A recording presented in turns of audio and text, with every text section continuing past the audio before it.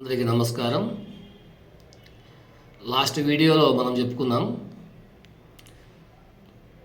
పిల్లలను పెంచేటువంటి విధానాలు అనేటువంటివి స్పష్టంగా పేరెంట్స్కు అవగాహన లేకపోవడం వల్ల విద్యార్థులు లేదా పిల్లలైనటువంటి వాళ్ళు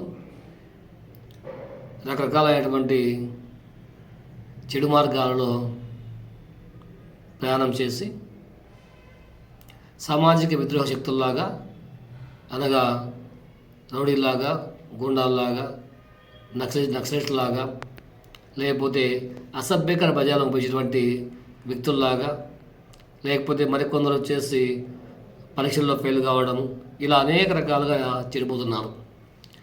అయితే వాస్తవంగా అయితే మనోవిజ్ఞానులు, విద్యావేత్తలు, సామాజిక నిపుణులు వీళ్ళందరూ కూడా పిల్లలను పెంచే విధానాలపైన పూర్తిగా పరిశోధన చేసి మనకు ఏ రకమైనటువంటి విధానంలో పిల్లలు పెంచినట్లయితే గొప్పవాళ్ళుగా అంటే ఐఏఎస్లు గాను, ఐపీఎస్లు గాను, లేకపోతే ప్రభుత్వ ఉద్యోగస్తులు గాను, లేకపోతే సమాజంలో గొప్ప నాయకులు గాను ఎలా మారుతారో కూడా వాళ్ళు విశ్లేషణాత్మకముగా పరిశోధనాపరముగా చెప్పారు.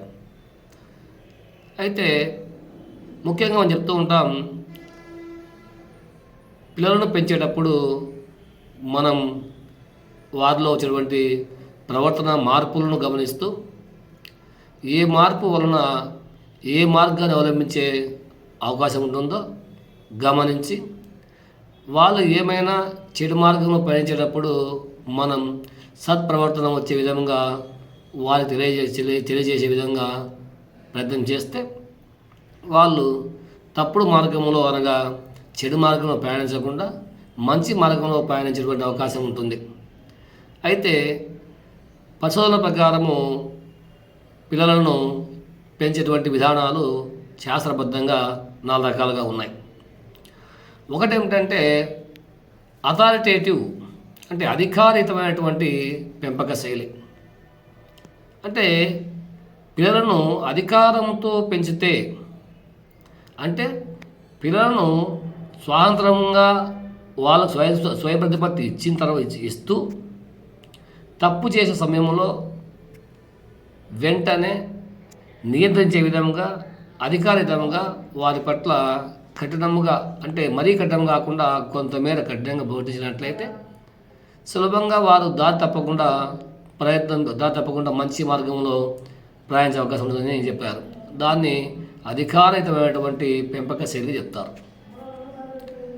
అదేవిధంగా ఇంకోటి ఏమిటంటే ఇక్కడ చెప్తుంటారు, అధికారితమైనటువంటిది అయినట్లయితే పర్వాలేదు, కానీ అధికారము ఎక్కువైతే కష్టం.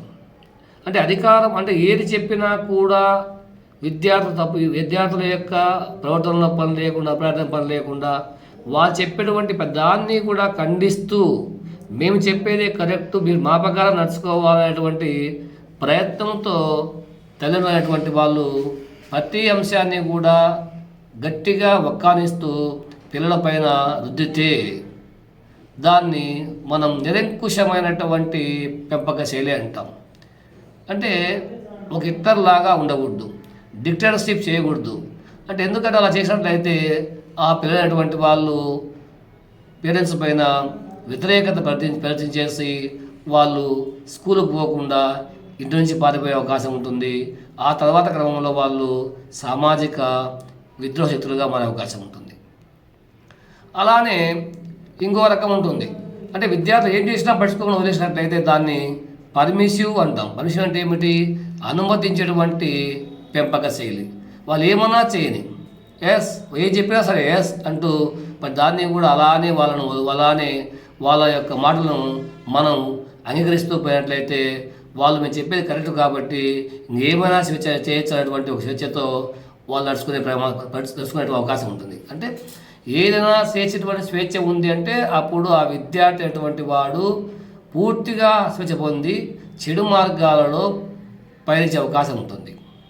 కాబట్టి పూర్తిగా అనుమతించేటువంటి విధానం కూడా మంచిది కాకపోవచ్చేమో.